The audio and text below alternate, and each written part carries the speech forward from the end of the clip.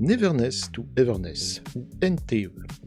Un gacha moderne qui est sorti le 29 avril 2026, soit il y a un peu plus d'un mois. Je m'y suis mis après avoir vu quelques streams dessus. Le jeu avait l'air sympa, ils offraient des personnages rares, donc après tout, pourquoi pas. Sauf que, en fait, pour moi c'est un cas d'école. C'est un cas d'école d'un jeu qui est sorti trop tôt, qui n'a pas été testé, et j'aimerais en fait vous faire mes retours sur ce jeu. Alors d'habitude j'ai tendance à faire des vidéos scriptées, à écrire vraiment en détail tout ce que je dis quand je fais un montage de ce genre. Mais étant donné que là, c'est un peu instantané et j'ai quand même envie de vous en parler, j'ai rien préparé. Donc ça va sortir un peu tel quel. J'ai juste écrit des grands thèmes que je veux aborder, donc on va les aborder les uns après les autres. Ça va peut-être paraître moins fluide que d'habitude, j'espère que ce sera pour autant intéressant. Alors bonjour à tous, je m'appelle Maga, je fais des lives et des vidéos un peu rigolotes, et cette fois on va faire un truc un peu différent, on va parler d'un gacha. Bon, pour commencer, qu'est-ce que c'est Neverness to Everness ? Si vous n'y avez jamais joué, je vais peut-être aborder des sujets que vous n'allez pas comprendre. Je vous encourage pas pour autant à y jouer, mais ça peut aider à comprendre un peu le principe, et si vous y jouez, vous êtes confronté au problème, et ça nous fait gagner beaucoup de temps. Donc dans le principe, c'est un gacha moderne qui se passe dans une ville avec la promesse de pouvoir l'explorer en entier. Un gacha, déjà, c'est quoi ? C'est un type de jeu qui est principalement développé en Chine, où on vous propose de jouer au jeu gratuitement et on vous encourage à faire des achats en utilisant des méthodes un peu bâtardes, du genre de la FOMO, de la peur de rater un événement. C'est un type de jeu où on va travailler votre frustration tout en essayant de vous retenir par tous les moyens possibles. Bon, je vais pas vous présenter le jeu beaucoup plus loin parce que de toute façon, j'avais pas beaucoup plus d'infos quand je me suis mis à y jouer. Mais on va directement aborder les problèmes, et il y a le premier problème, c'est celui qui est un peu lié au gacha. L'un des outils que les gachas utilisent pour vous retenir, c'est de faire des personnages mignons, de centrer le jeu sur l'histoire, de vous obliger à lire beaucoup de passages, à vous attacher aux personnages pour vous retenir. Ça passe par des missions où votre personnage se retrouve à faire vraiment des quêtes FedEx. Je veux dire, quand j'étais jeune et que je jouais à des jeux comme Final Fantasy VII, à des jeux de PlayStation, voire même de Super NES, ça me choquait pas d'avoir des quêtes FedEx. Sauf qu'aujourd'hui, on est en 2026. Donc ça m'emmerde quand j'ai fini une discussion et que je dois faire 4 pas pour aller parler à un autre personnage et relancer 10 minutes de dialogue. Vraiment, ça m'emmerde. Autre problème de qualité de vie, certaines missions vous demandent d'être à une heure précise dans le jeu. Par exemple, à être à 10h du matin à tel endroit pour que la mission puisse avancer. Très bien, ok, il y a une gestion du temps dans le jeu, super. Et pourquoi on fait pas plutôt un fondu au noir en nous disant lendemain 13h ? Non, on nous oblige à regarder ce compteur s'augmenter. C'est ultra chiant. Pourquoi faire ? Pour vous illustrer un peu tout le problème que j'ai avec les quêtes FedEx du jeu, on va prendre la quête du groupe de musique. C'est une quête qui peut se lancer un peu n'importe quand et qui m'a pris environ 2 heures à résoudre. Pour vous donner une idée, il y a tellement de parlottes que je les ai coupées dans mon logiciel de montage et j'en ai plus d'1 heure de vidéo où vous ne touchez à quasiment aucun bouton. Donc, cette mission commence par un message que vous recevez où vous devez aller voir Aniel. Vous prenez votre moto, vous allez la voir, et vous la retrouvez en train de tapoter sur son téléphone, un peu comme tous les jeunes d'aujourd'hui. Elle vous propose d'aller dans un bar, parce que c'est la première fois que vous allez y aller. Ok, très bien, prenons notre moto, et on y va.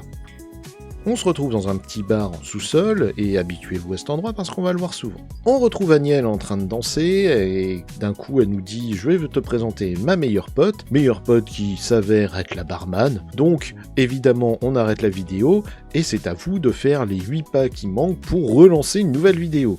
Je vous avais prévenu que ça va être de la merde, mais vous allez voir que ça va être pire. Et il se passe des blabla, Aniel, elle fait un dab, et puis après, elle se fait offrir à boire. Pour le remercier, on va se retrouver à faire le ménage, et pendant ce temps, Aniel, elle va découvrir une guitare. Oh là là là, elle a tellement envie d'y jouer, et sans qu'on sache trop comment, nous on va se retrouver aussi sur scène. Pourquoi? Je sais pas. Et va se lancer le jeu de rythme le plus à chier que j'ai jamais vu. Il suffit d'appuyer sur tous les boutons en rythme, il n'y a pas de défaut si vous appuyez sur le mauvais bouton au mauvais moment, donc suffit de spammer comme un débile. À la fin, Aniel nous dit qu'on a assuré comme des bêtes, on quitte sa copine, et on retourne se coucher.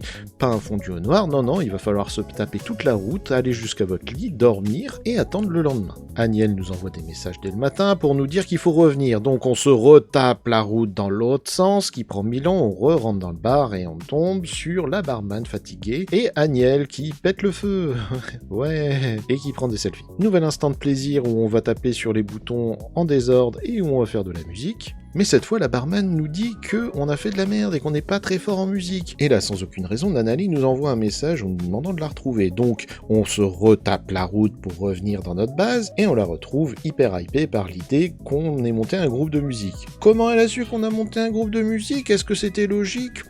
Je sais pas. Donc maintenant, il va falloir attendre, je vous ai prévenu, ça aussi c'est un grand moment du jeu. On va devoir attendre le lendemain pour recevoir un autre message de Nanali qui s'est préparé et qui veut jouer de la musique. Donc on retourne au bar. Encore. Ouais.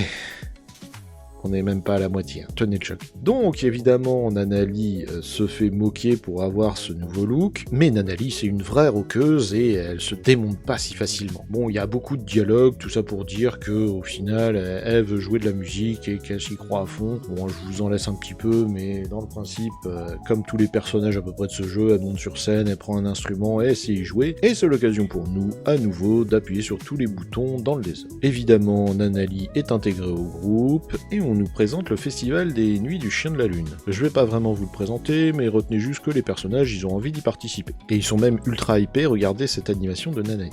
Donc évidemment, comme tout bon enfant de notre génération, elles font des vidéos qu'elles publient sur les réseaux, et à nouveau, on va devoir attendre le lendemain à 9h. Quelques messages pas très intéressants entre Nanali, Aniel et nous, et on va devoir les retrouver au resto. Vous aurez noté que cette fois on n'a pas eu à rentrer chez nous, c'est quand même pas mal. Donc on retrouve nos amis au resto, ça discute un peu de tout, et globalement, elles nous font comprendre qu'elles veulent vendre des tickets. Pourquoi elles veulent vendre elles-mêmes des tickets ? Je sais pas. Elles veulent aussi évidemment participer au festival de la nuit du chien de la lune, parce que sinon, il n'y aurait pas d'histoire. Donc à nouveau, on prend la route et on va aller vendre des billets, parce qu'évidemment, les tickets ne se vendent que dans une seule rue. On tombe sur ce mec qui veut bien nous acheter des tickets, même s'il a l'air un peu déprimé, puis sur ces deux nanas qui veulent acheter des tickets, et enfin, il y a ce personnage qui nous aborde pour nous acheter un ticket. Retenez bien ce personnage, il est important. À nouveau des messages, et à nouveau, on va attendre le lendemain. Enfin non, on va attendre le surlendemain. C'est bien pour vous faire ressentir comment c'est long que j'ai pas ralenti ces moments. Donc à nouveau, vous prenez la route pour vous retrouver jusqu'au bar et vous retrouvez vos amis pour faire une dernière répète avant votre première production. À nouveau, vous tapez sur tous les boutons dans le désordre et vous aurez remarqué que c'est devenu beaucoup plus dur. Mais c'est pas très grave, de toute façon, peu importe votre score, vous aurez gagné à la fin. On prend une dernière inspiration et c'est parti, on va gratter. Je vous laisse la vidéo.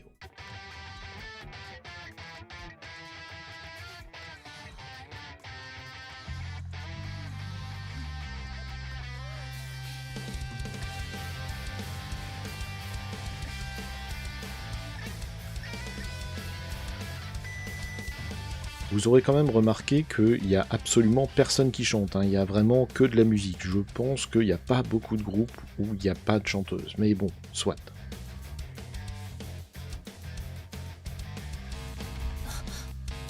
Ah là là, et mince, c'est maintenant la fausse note, tout le monde est dans la panique, le trac, ah là là là là, comment va-t-on se sortir de cette situation?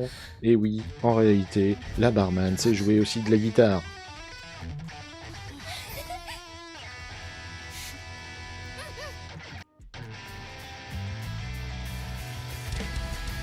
Vous noterez qu'elle a uniquement joué de la guitare, il n'y a toujours pas de chanson, mais tout le monde est ultra hypé.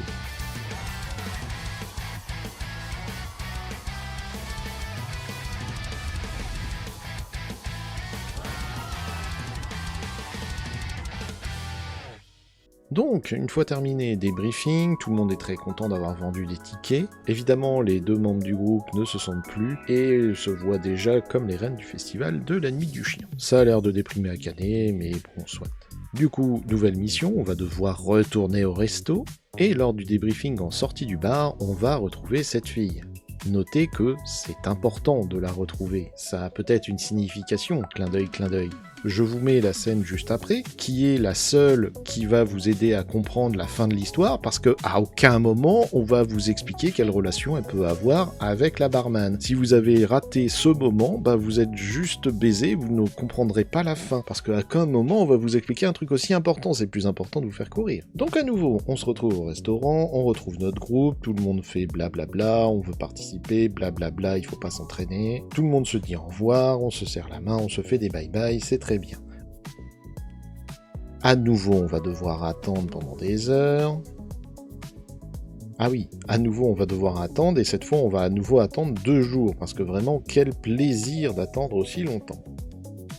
Une fois terminé, il faut revenir au bar, et on retrouve nos amis. Cette fois-ci, elles essayent de convaincre la barman de nous rejoindre, et la barman est simplement déprimée à cette idée. L'affiche du festival a changé, indiquant que ça va être ce soir le grand festival, étant donné qu'on s'est produit une seule fois, qu'on a fait une fausse note, et que les gens nous ont dit ça va à peu près, on est plus que prêt pour participer à ce festival.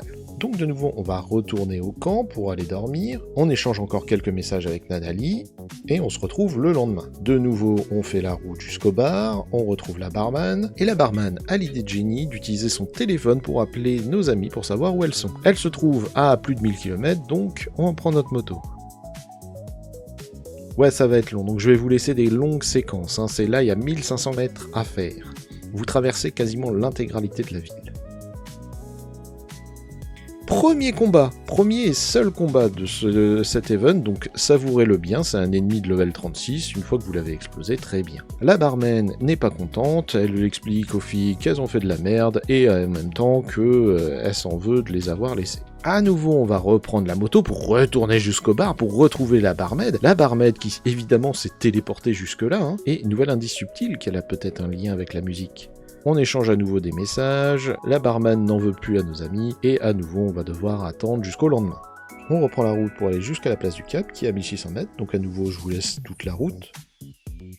C'est long, c'est long. Cette fois-ci, on s'entraîne dehors, Akane s'excuse, et voilà, on prend plein de photos, on s'entraîne jusqu'au bout de la nuit, c'est trop bien, c'est trop lol. On retourne à la maison, donc on refait 1600 mètres, quelques messages encore, une nouvelle nuit, et le jeu a le culot de nous demander d'attendre à nouveau. Mais ok, très bien, on attend jusqu'à 20h.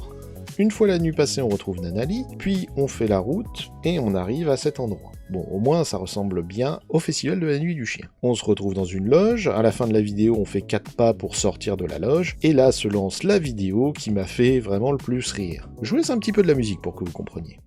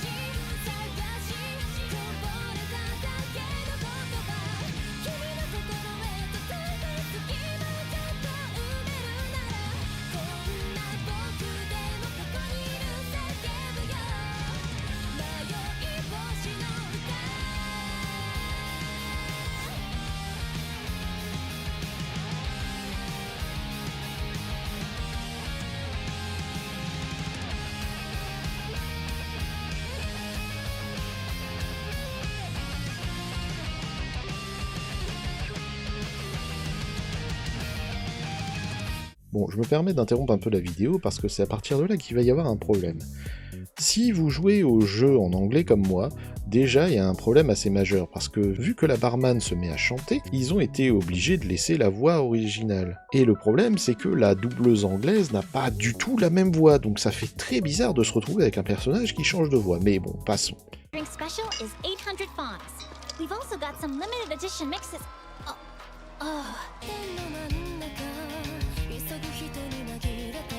Et regardez ce moment.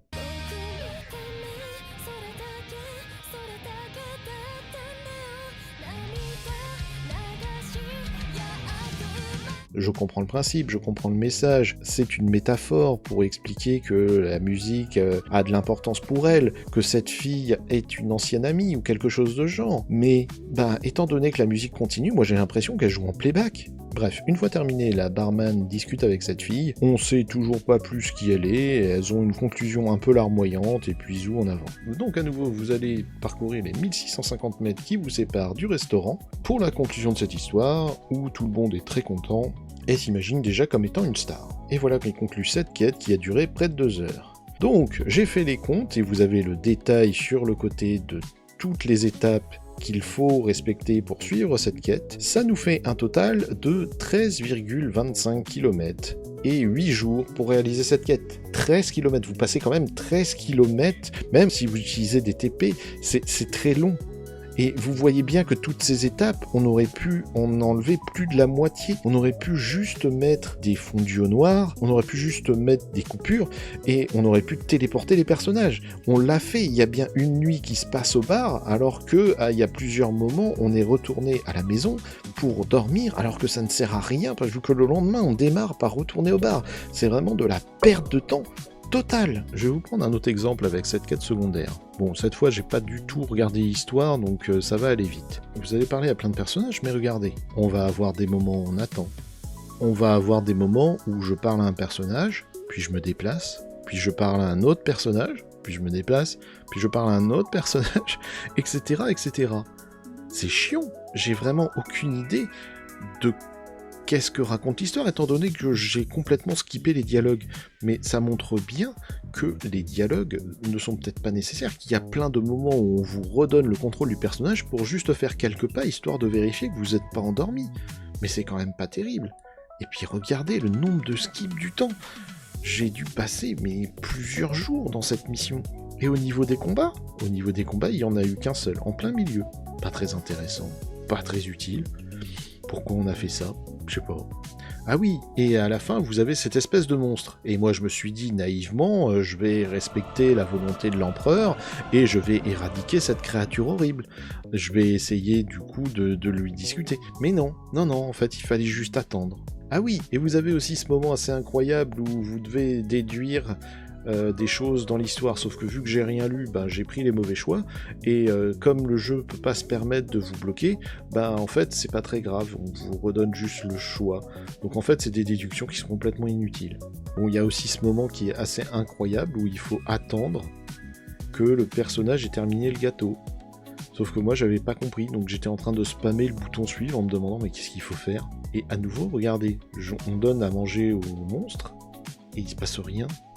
Je parle à tout le monde et il se passe juste rien, c'est pas normal. Autre problème, et celui-là il est un peu plus technique, je crois qu'il a été corrigé mais j'en suis pas certain. Dans NTE, vous allez vous retrouver de temps en temps à devoir sauver la veuve et l'orphelin, ou à empêcher des voleurs de voler une voiture. Le problème c'est que c'est un jeu avec des combats qui sont très dynamiques, qui sont très visuels, vous allez forcément faire des dégâts aux alentours. Et ce jeu de con a une jauge de GTA. Vous savez, normalement, si vous avez déjà joué à GTA, quand vous tirez des coups de feu dans la rue, une jauge de police monte, et plus elle monte, plus la police vous recherche. Et bien là, ils ont eu l'idée de génie que quand vous tapez des citoyens, cette jauge monte. Mais quand vous êtes en train de les sauver, et que il y a un coup qui part et qui touche 3 ennemis, mais qui touche aussi un citoyen qui est là, et vous ne pouvez de toute façon pas l'esquiver, eh bien, la jauge de police monte aussi. Et ça, c'est vraiment un design dégueulasse. Autre point qui montre que le jeu n'a pas été testé, c'est cette option. La question de collection de mobilier. Vous le saviez, vous? Je veux dire, moi je suis resté coincé pendant un truc genre 1 semaine et demie à me demander comment on faisait pour collectionner du mobilier. Il suffisait de mettre un point rouge pour que j'aille cliquer là-dessus et que je clique sur tout. Et que regardez tout ce que j'ai récupéré, c'est pas normal.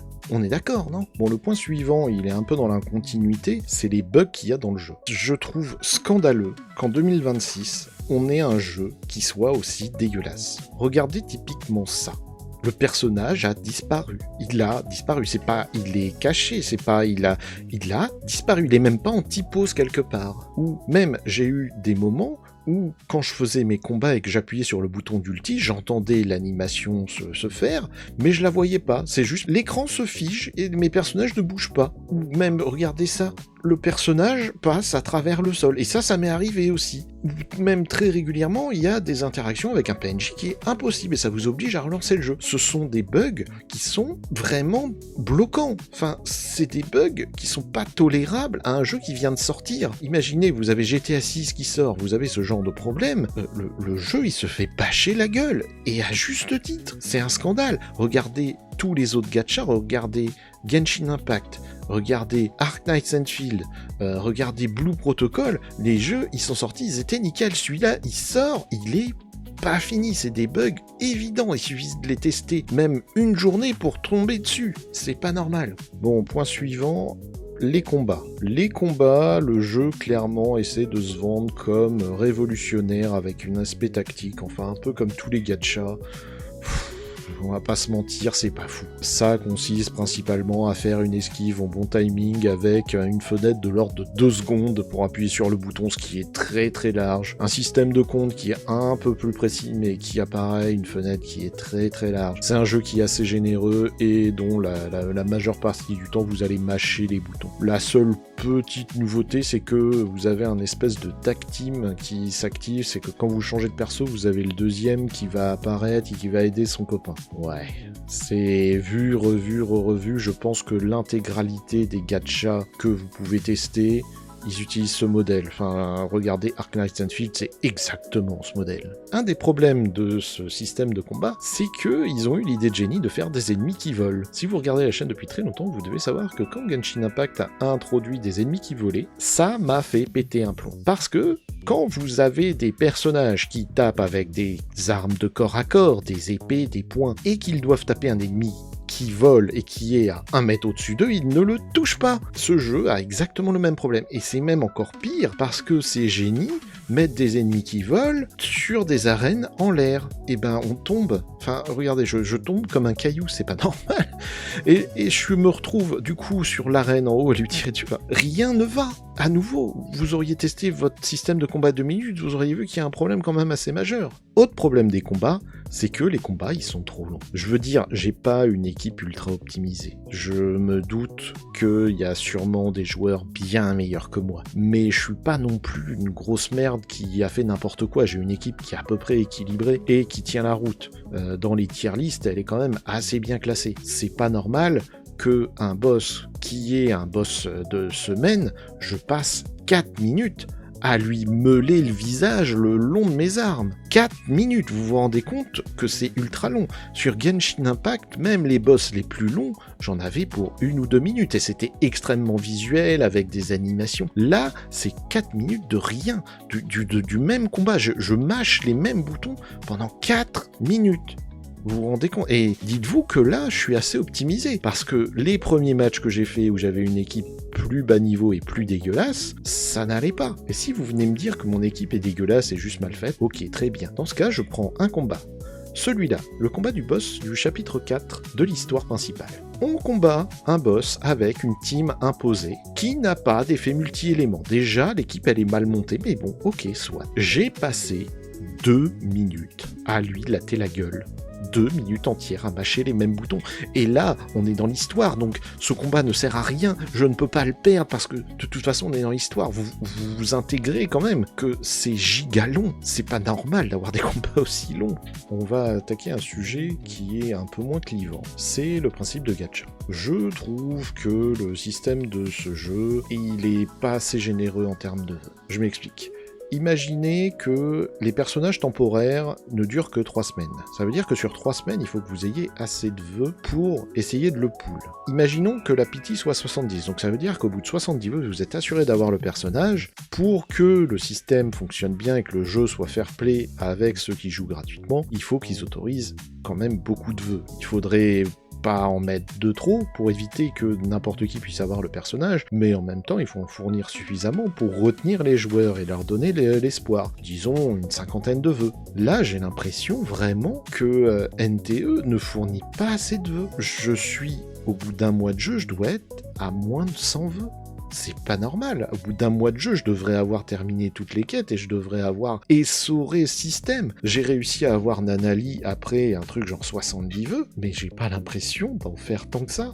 Et c'est pas normal. Regardez, si vous suivez un minimum ma chaîne et que vous regardez ce que je fais sur Arknight, j'ai actuellement de quoi faire plus d'une centaine de vœux. Et je suis pas spécialement avare pourtant. En parlant d'ailleurs du système de pity, je le trouve pas très optimisé. C'est un débat qu'on peut avoir parce que, après tout, chaque jeu a son propre système de pity et déjà c'est bien qu'il l'ait intégré. Dans NTE, la pity reste sur la bannière, ce qui veut dire que, imaginons que vous avez fait 50 vœux pour avoir ce personnage de Nanali, quand la bannière reviendra, vous serez rendu toujours à 50 vœux. Mais sur les autres bannières, vous reprenez du début. Ça a l'avantage que ça permet de pull un peu plus facilement les personnages qui sont déjà apparus. Mais en même temps, c'est pas non plus révolutionnaire. Ils ont eu au moins la décence d'annoncer le pity à 90 et de le placer en réalité à 70. Exactement ce que Genshin a fait, on va pas se mentir. Mais bon, est-ce que pour autant c'est bien ? Enfin. Une belle arnaque d'ailleurs de ce système, c'est le système de star, le système de constellation ou le système d'évolution. Bref, imaginez vous avez une deuxième fois le personnage, dans la majorité des gachas vous allez débloquer la première de ses capacités. Et il va peut-être falloir attendre que vous l'ayez eu 6 fois pour avoir les 6 capacités bonus qu'il peut avoir. Dans NTE, ils ont eu le bon goût de donner la possibilité de choisir quelle compétence on veut. Imaginons qu'il y ait une compétence de combat qui m'intéresse et qui est la dernière compétence que je peux débloquer normalement, eh bien je peux la prendre dès le début. Sur le papier, trop bien, ok, vendu, j'adore.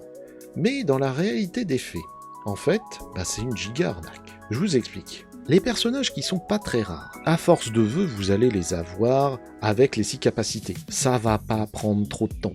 Imaginons, ça va peut-être prendre 1 ou 2 mois pour que les personnages aient toutes leurs compétences. Ce qui fait que ce système, vous vous en foutez en réalité. Et les personnages qui sont rares, les personnages temporaires, il reste que 2-3 semaines. Donc à moins de faire des poules vraiment comme des débiles, et que vous dépensiez du pognon, vous allez juste débloquer le personnage et vous allez vous en contenter. Si vous suivez mes vidéos, vous savez que moi, une fois que j'ai débloqué le personnage, je ne fais plus de vœux. J'ai plus d'intérêt à continuer à appeler le personnage. Les compétences bonus, c'est vraiment pour la fin du jeu, c'est vraiment à la recherche d'un optimum, mais vous en avez pas fondamentalement besoin. Du coup, en fait, vous vous retrouvez avec un système qui permet de débloquer des compétences qui est vachement intelligent, mais que vous utiliserez jamais parce que vous aurez jamais 2 fois un personnage rare, et les personnages communs, de toute façon, vous vous en foutez. Bon, il y a bien le problème des personnages permanents que vous pouvez avoir avec les bannières permanentes, mais là, en fait, vous allez pas en jouer des millions.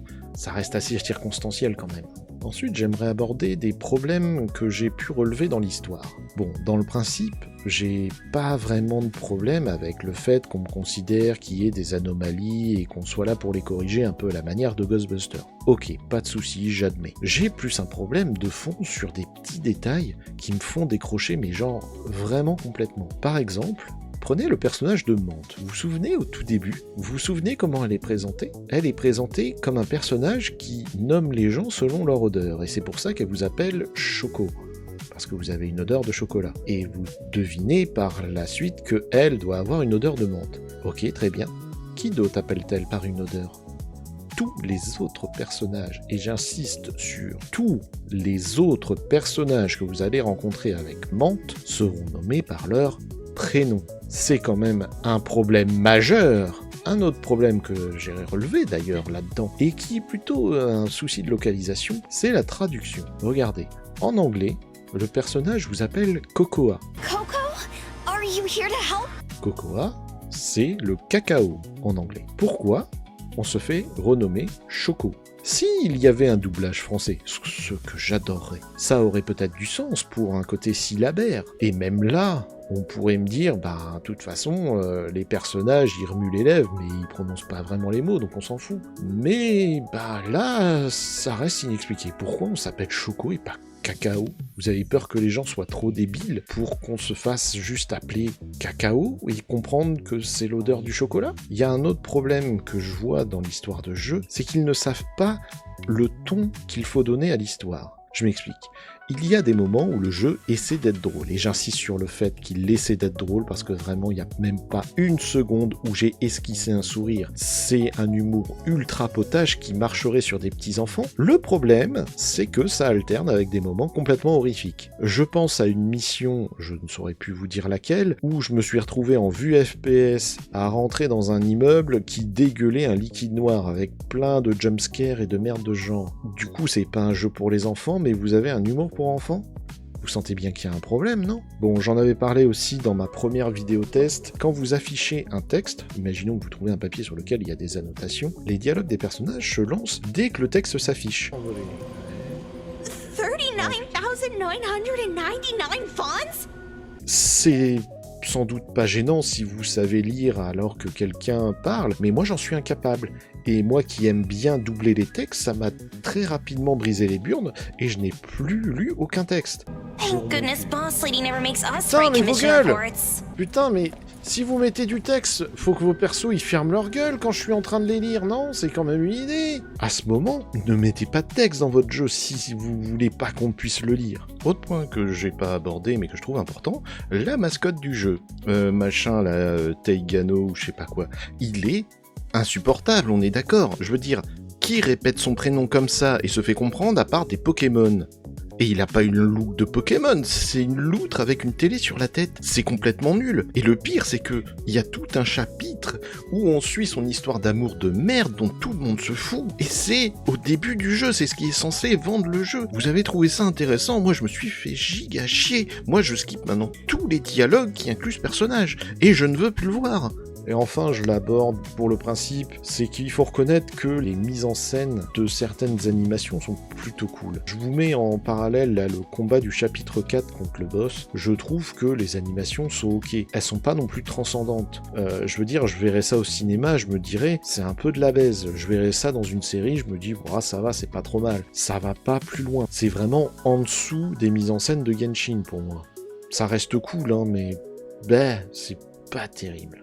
Bon, l'autre point que je veux aborder, bizarrement, je l'ai vu nulle part. Je trouve que ce jeu, il force à mort sur le fait qu'il utilise des inspirations qui sont ultra évidentes. Prenez par exemple le personnage de Jonquille. Elle a un œil en feu. C'est exactement le principe de Black Rock Shooter. Si vous ne connaissez pas Black Rock Shooter, c'est un animé des années 2000, donc qui remonte un peu, avec un personnage qui a un œil qui brûle. Ça ne sert à rien, c'est juste cool. Ok, soit. Et en termes de combat, elle utilise les deux lames de Kratos dans God of War. Pas dans God of War qui est sorti sur PS5, hein, le God of War de mon époque en PS2, où on lance des épées avec des chaînes. Hein. C'est exactement le même système de combat. Prenez maintenant un personnage comme Nanali, qui est une écho qui essaie de se donner des airs de mafieuse, qui serait à la tête d'une grande mafia. À mes yeux, c'est exactement une représentation de Hitman Reborn, un manga où on suit un personnage qui essaye de prendre la tête d'une mafia. C'est exactement le même délire.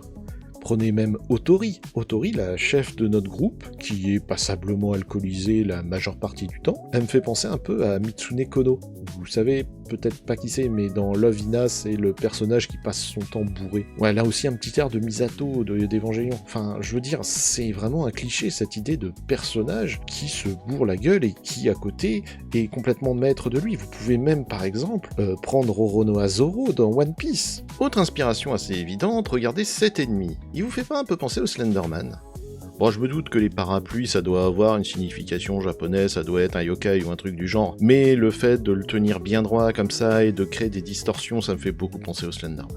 Bon, dans les autres inspi évidentes, je sais pas vraiment où le caler, le jeu est clairement inspiré par GTA, et à mon avis, s'il sort aujourd'hui, dans un état aussi lamentable, c'est par peur de GTA 6 qui doit sortir en novembre. Et on va pas se cacher, un jeu où on a une voiture, où on peut piquer des voitures, où il y a une jauge de flics, bon, l'inspiration elle est un peu évidente. Est-ce que vous avez vu qu'il y avait un problème là-dedans ?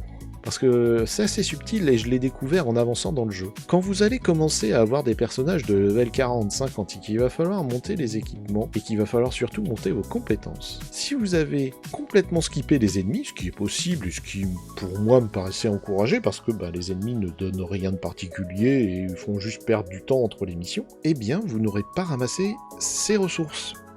Et oui, pas de chance, si vous n'avez pas ces ressources, vous ne pouvez plus améliorer vos personnages. Donc, vous vous retrouvez dans une situation assez débile où vous devez vous promener dans une ville et massacrer tous les ennemis que vous trouvez.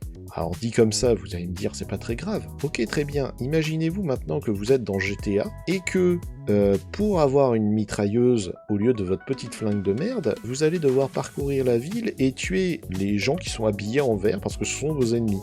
Un peu à la manière de San Andreas. Ce serait chiant, non ? Devoir sortir de la voiture, pan, on tue, on remonte dans une voiture, on va plus loin, sachant que les ennemis ne sont pas indiqués sur la carte. Alors vous allez me dire, vous pouvez faire afficher, ouais, d'accord, mais il n'empêche, c'est pas pratique du tout. Bon, je la cale comme ça, mais je la trouve marrante. Le fait que ce soit un jeu développé par les Chinois, ça explique peut-être pourquoi il y a autant de contrefaçons. Point suivant, et ce sera le dernier pour cette vidéo, on va parler quand même de la sexualisation des personnages. D'habitude je le fais pas parce que il n'y a pas grand chose à dire. Et je suis le premier à dire que c'est pas normal que des jeux qui sont développés pour adultes n'incluent pas des relations pour adultes. Je demande pas à ce que on transforme le jeu en gros jeu de cul avec des nibards partout, mais il y a peut-être un curseur à trouver. Faut savoir que dans les gachas, c'est quelque chose qui se fait de manière assez normale. Je veux dire, vous prenez Genshin Impact, un jeu qui est beaucoup plus orienté enfant dans l'histoire et dans le ton, les tenues de certains personnages, c'est assez sexualisé quand même. On va pas se mentir, c'est une des manières de nous retenir sur le gacha. Avoir un personnage un minimum sexy où vous espérez une interaction, c'est quand même assez tentant. Je trouve que NTE va peut-être un peu trop loin dans ce curseur. Ou alors justement, ils assument pas vraiment que ce soit du hentai ou du ecchi, et en même temps ça a tout du ecchi. Prenez le chapitre 4. Je reprends cet exemple parce que le chapitre, je l'ai fait il y a pas longtemps et ça m'a vraiment choqué de voir ce genre de scène. Votre personnage, à un moment, il se fait attacher par le grand méchant. Et regardez la pose. Ça vous paraît pas un peu sexuel ce truc ? Et encore, vous allez me dire, ouais, Maga, tu surinterprètes, mais 2 minutes plus tard, Nanali se retrouve dans la même situation. Nanali, je rappelle, qui a des oreilles de chat, s'incarne le fantasme de tout weeb normalement constitué, non ? Et puis si vous n'y croyez pas encore, regardez les tenues d'amitié. Quand vous avez un lien suffisamment fort avec un personnage en lui filant des cadeaux, vous allez pouvoir l'inviter chez vous. Regardez la tenue de Mante. Je dis pas que c'est une tenue sexy, mais vous voyez sortir dans la rue comme ça ? Eh ben elle oui, regardez, j'ai pu sortir mes 2 Neko dans leur tenue de maison, à moitié à poil. Ça va, c'est ok, c'est de l'amitié. La tenue sexy, j'aime bien. Mais ça va peut-être un peu loin, non ? Et dans la même veine, regardez, il y a toute une liste d'interactions qu'on peut donner. Par exemple, je peux demander à Nanaï de s'asseoir. Et on peut voir qu'elle porte une culotte blanche. Ou je peux la prendre par la main et l'emmener quelque part. Évidemment, ça va pas non plus beaucoup plus loin. Pareil, vous pouvez lui demander d'aller dormir et vous allonger à l'autre côté du lit. Mais n'empêche, il y a quand même pas mal d'interactions et je trouve que il y a pas grand monde qui s'excite là-dessus.